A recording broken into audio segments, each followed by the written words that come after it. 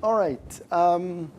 This morning we'll start off with our new case, Germany, and we'll follow the same structure as were the cases for Britain, France, and the US. So we basically will be talking about first German state and historical perspective, then political economy of economic and social policies, then governance and policy making, followed by representation and participation, and finally, some current challenges. Here is what the German lands look like. We have a population of over 80 million, 81 to 82. This is the most populated state within the European Union.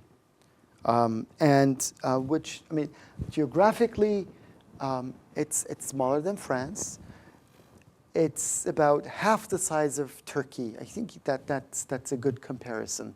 It's about 380 square kilometers, 360 square kilometers. It's even smaller than Turkey's size. The capital city is Berlin, as you know. Currency is the euro. It's a federal country composed of 16 Länder. So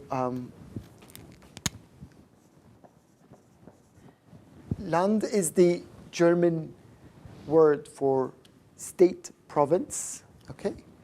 And the plural form of Land is Länder. So we have 16 Länder, which more or less corresponds to medieval kingdoms, principalities, and other trading cities. We do not have natural borders surrounding Germany. So German lands have always been prone to attacks from all sides. So there's no mountain ranges, well, except for the south, but here we have all of this area as mountainous. We do not have major rivers separating the land from other sovereign units. And we do not have, yes, there is up north the Baltic Sea and the North Sea, but most of the land, as you can see, the borders are not in a way naturally or geographically protected. So Germany has been on route to east, west, west, east, and to a certain extent north, south, south, north. And it has been a land of conflict. It has been a land of war, as we shall be talking about. Germany generally, in general, when you look at the German state on its contemporary geography, in terms of its contemporary geography, we do not have much resources, natural resources, except for this area, which is bordering France, which is rich in iron and coal, which is next to us, that's Lorraine, the neighboring France. And we have an ethnically homogeneous country, which is also important, which has been changing since the 50s, well, especially since the 60s, with the German very famous, very well-known Gastarbeiter program, which is the guest worker program.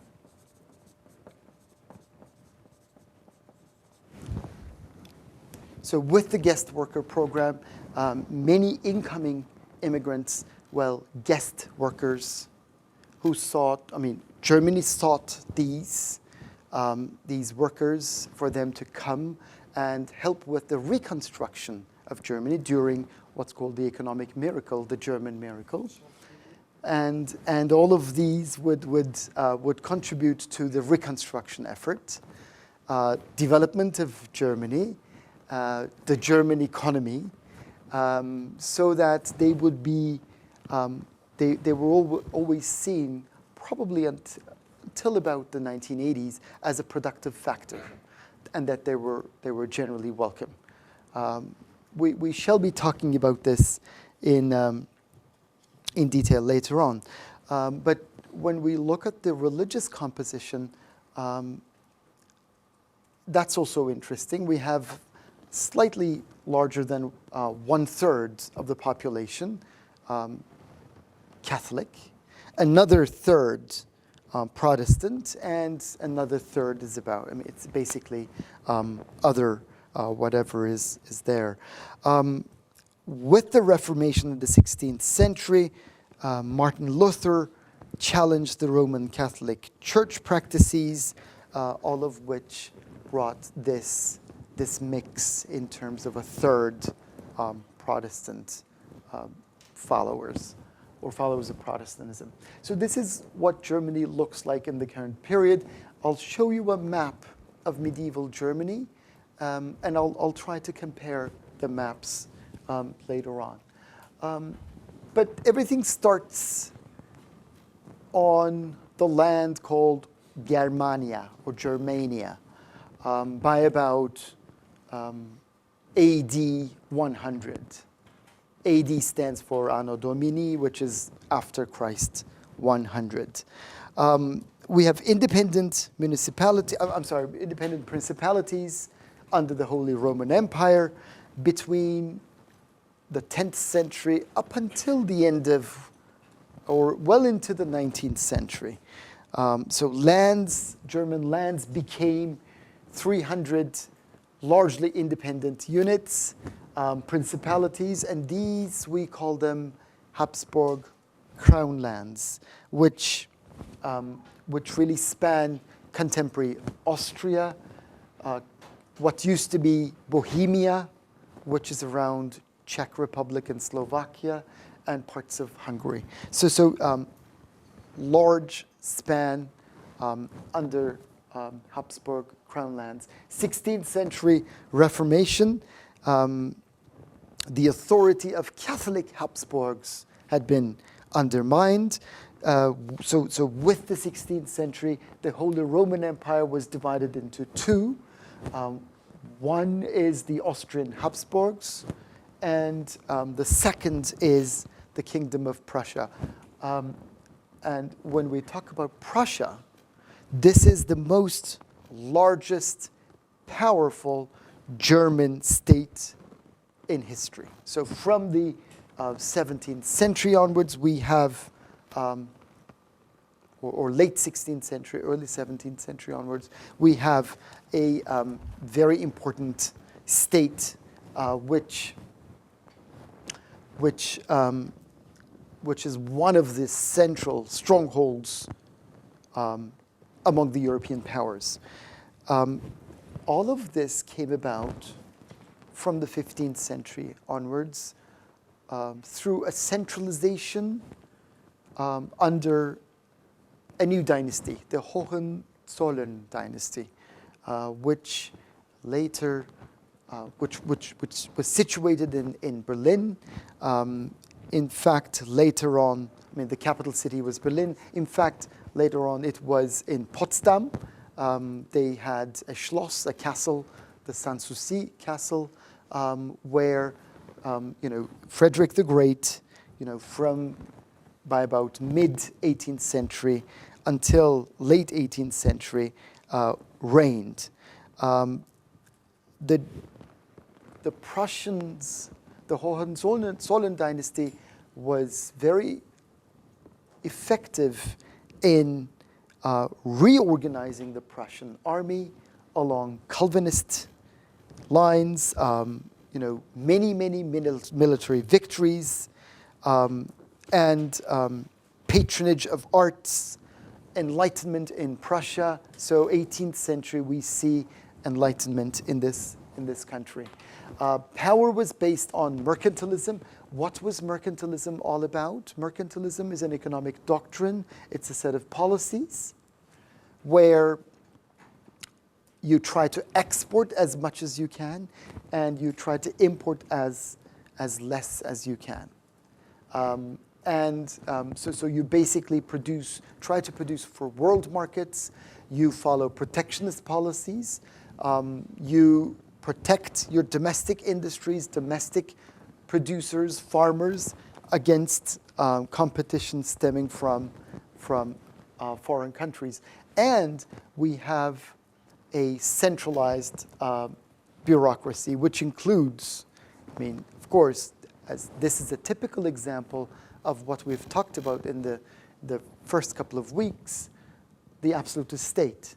So centralized bureaucracy means that we have a strong centralized army, which was a model for many nations that envied their military victories. So this was the largest and most powerful German state by the 17th century, 18th century Enlightenment. And we've seen Friedrich der Große as the ruler of Prussian Germany, which was one of the most influential powers in European history. Let's see what the Holy Roman Empire looked like. This is about early 16th century, so 1500s. As you can see, we've got the Austrians, Austrian kingdoms, Bavarians, Burgundians, Rhinish, Franconian, Lower Saxon or Saxony, Swabian, Upper Saxony. So we have, as you can see, this is Bohemia, contemporary Bavaria, parts of France, Flanders, parts of Belgium, and also Netherlands, Holland. So city-states. I cannot see Bremen here, but it should be around here. So as you can see, we have principalities, kingdoms, and a lot of small units, making up, in a way, one large, less cohesive empire. But then, with the Prussians, we see the emergence of the First Reich. So Holy Roman Empire was the first German entity in that respect, the First Reich. So it ends with Napoleon's victory in 1806. There was a nationalist reaction within German lands against this defeat. And the First Reich, the First Kingdom, was founded in early 1800, so 1806. So basically Prussia and parts of Austria. Just about in about 15 years, less than 15 years, we see centralization. The Prussian state was characterized by a centralized army, but also a centralized bureaucracy, effective bureaucracy. But it was time for economic integration. As you saw, if you wanted to trade among these different principalities and kingdoms and other sovereign entities, if you were on the Rhine, if you were navigating up north, you had to pass through many principalities and kingdoms. And as you passed through them, you had to pay, merchants, tradesmen had to pay a toll, in a way, a customs tax, to basically ship their products or produce from south to, let's say, to port cities up north, to Bremen, Bremerhaven, Hamburg, and others. So basically, in order to eliminate this, which in a way are non-production costs, in order to eliminate these costs, the Germans invented a customs union, which is in German called the famous Zollverein. It's a customs union between Prussia, 1819, and other German states. And this, in a way, helped build an even stronger state. Okay, so we have Prussia, the First Reich, emerging, had been there, had been expanding economically, had become more wealthy. This was dominated by the Junkers. This is the landed aristocracy. And it was defended by a patriotic, very well organized, very centralized military. When we study Germany from a comparative historical perspective, the literature, sociological or political sociological or political scientific literature describes Germany, or this evolution in German lands, as a revolution from above, in contrast to the first two cases we've seen, France and Britain. Those were called bourgeois revolutions, which were brought about by the bourgeoisie, the rising middle classes. But here, the literature characterizes Germany as a revolution from above, by state elite, Otto von Bismarck, who was the minister-president of Bismarck, minister-president of Prussia in 1860s. So economic integration was in place, unification of Germany. So by about 1870s, the German unification process had been completed. Not only economic unification through Zollverein, but also political unification under Bismarck. And Otto von Bismarck, the minister-president of Prussia, in reaction to pro-democracy revolutions, which were suppressed, 1848, he brings a drive towards modernization. And this is through massive industrialization, modernization of the economy through industrialization. German industrialization is a case of late industrialization. It was the British who industrialized first, which was followed by France and Switzerland and others.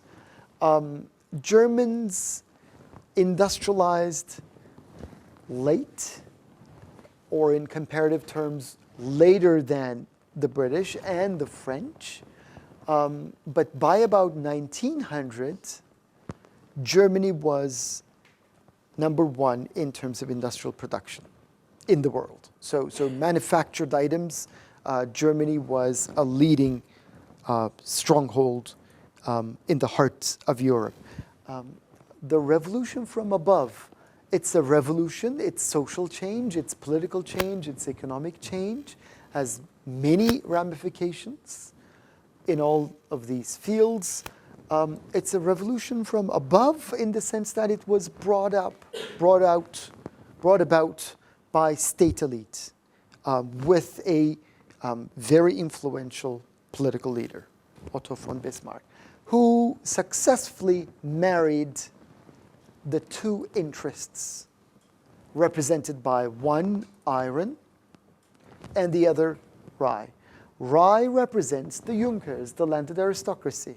So the agricultural sector, okay, which was highly productive, especially throughout the 19th century. So very productive agricultural sector.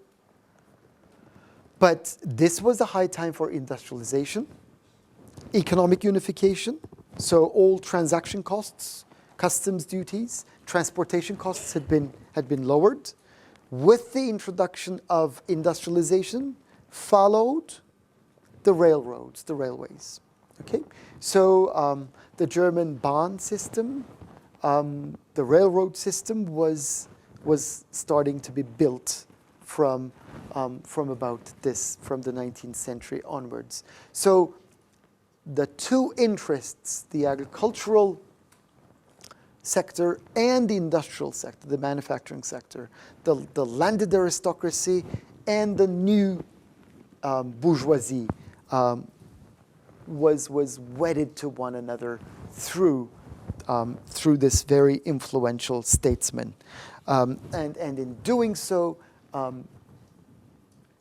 Bismarck relied on elite support, and the process was completed with the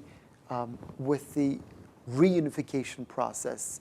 The unification process of 1871. So First Reich from 1806.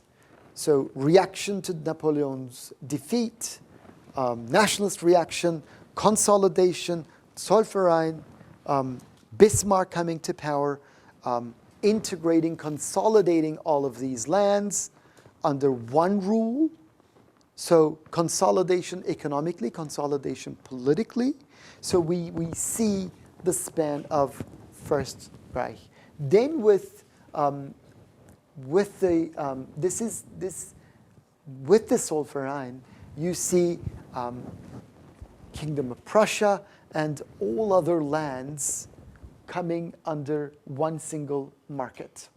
So economic integration in history, this is one of the very influential models to emulate later on, a century after, for the European Union, for the European Economic Community to be formed. So basically, we see all of these lands, as you can see, on the Baltic coast, North Sea, and all of these lands, up until the Austrians and the Swiss and the French, you see a very large land, composing a customs union. So the tariff system. So you basically protect whomever is there against foreign competitors. Okay, which brings more wealth, more power, more wealth, more power. Second Reich, 1871 till the end of World War I. Here, the king of Russia, Kaiser, Germany is unified by Otto von Bismarck, Germany and Prussia as one single land. So we see this period as the German Empire. It's a largely authoritarian state, strong state, controlled and supported by an industrial elite and also the Junkers. So in this sense, this was the marriage, this was the product of marriage of iron and rye. So industrial elite and the Junkers gave way to this state. So it's Prussian dominated, it's Protestant dominated, which saw rapid industrialization, which was the main goal of Second Reich. And Germany became the leading industrial power in the world in terms of industrial output by about 1900. So state power is there. Banking system was very strong. Large-scale industrialization, large-scale investment by the state in many strategic sectors of the period, which were coal, right, iron, mining, railroads, chemicals, dye industry, electricity, and also machine tools. So you see, the light industrialization period in a way had been skipped. Forget textiles. directly go into heavy industrialization. Okay, so high-tech industrialization characterizing that particular period, which meant that there was social dislocation and opposition. The small middle class pressured for democratization, rising of workers, and all segments in societies of German society who felt that they were in a way outside of this massive economic wealth. So social democrats, workers, they all demanded not only political but also economic rights. And Bismarck persecuted all opposition, banned the Social Democratic Party, but built the German welfare state. So that's also very important. It built the German welfare state in reaction to all this. So in this sense, Bismarck has been known, or Bismarckian way of organizing the society is one example of an iron fist in a velvet glove. So you have the velvet glove of the welfare state, caring, protective, but an iron fist within it, authoritarian and basically highly centralized, very authoritarian, and does not let any opposition. So this was, so by about 1900, Germany, superpower, became superpower in terms of industrial output, but it needed raw materials as well as market access. And this was the high time late 19th century, this was the high time for imperialism, for colonization activities. And this was sometimes referred to in the literature, in history books, as the scramble for Africa. So the East, Asia, was already colonized, Latin America already colonized, Europe is under, colonial powers themselves, under the control of these powers. So where would you go? So scramble for Africa. This was the high time for seeking markets, seeking raw materials in Africa. Germany had lack of profitable colonies because when Germany was on the scene by about late 19th century, early 20th century, everywhere in the world, wherever that could be colonized, had already been colonized. So they had to expand. They had to find resources. They had to find markets.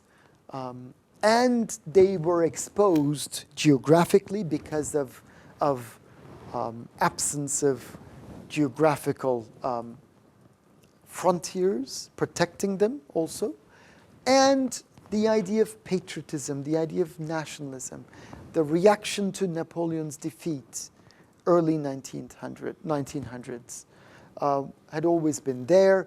And economic nationalism, protectionism, Zollverein, marriage of iron and rye. So all of these, centralized state, powerful state, the German ideals, okay?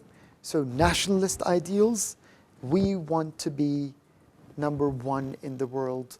We challenge all nations, had been there. And this all resulted in the breaking up of, in fact, the emergence of World War I. And with the World War I, I'm sure you remember from Ottoman history too, Germans were defeated, Treaty of Versailles and others. meant that basically we see the end of Germany, which will then lead to another entity, the Weimar Republic. It was the Social Democrats who came to power right after the war. They signed the Treaty of Versailles.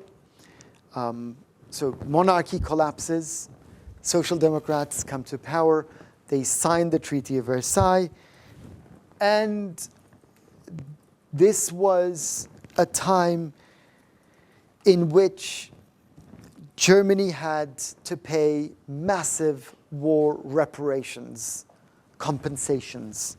Let me summarize this for you. 13% of German pre-war territory, so German territory, 13% had been lost, so taken away. And this territory contained almost all of iron ore, so 3/4 of iron ore lost.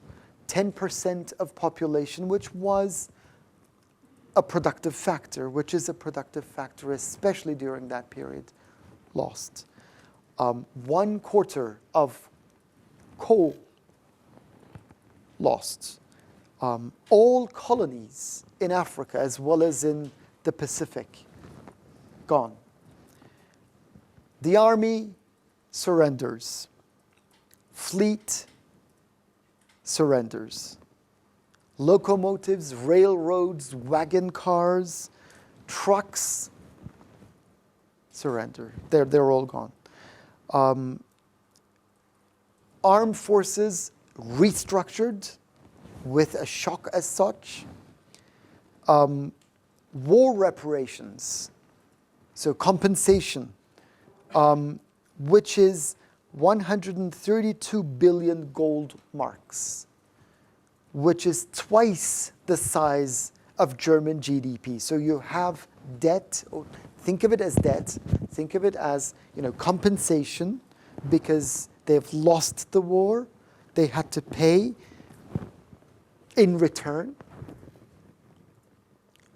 Twice the size of German GDP.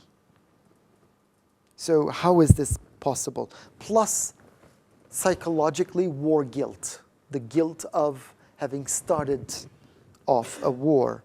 So Germans will accept the responsibility of causing loss and damage. So imagine what this could have done to a nation. A nation which was built on around a patriotic military, which was a superpower just 10, 15 years ago, dominates world markets, economic stronghold, politically centralized, but devastated.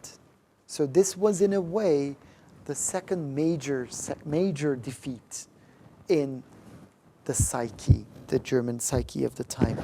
So the conditions of the treaty were so heavy that the central bank had to print money in order to pay for all these reparations, compensations.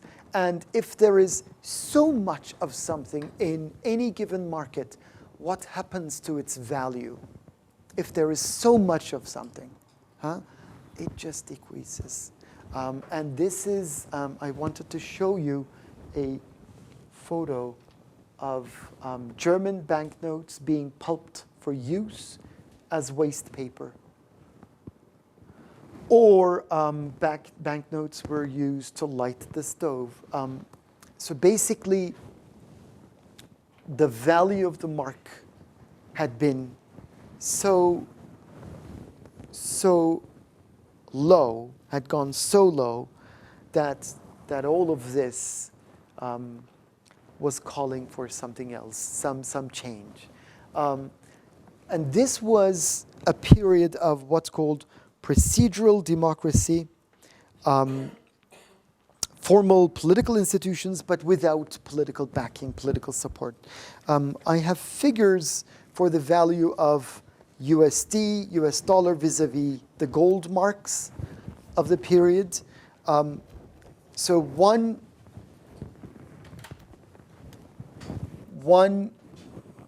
USD is equal to 4.2 gold marks. So this is 1914, 1918, goes up to 14.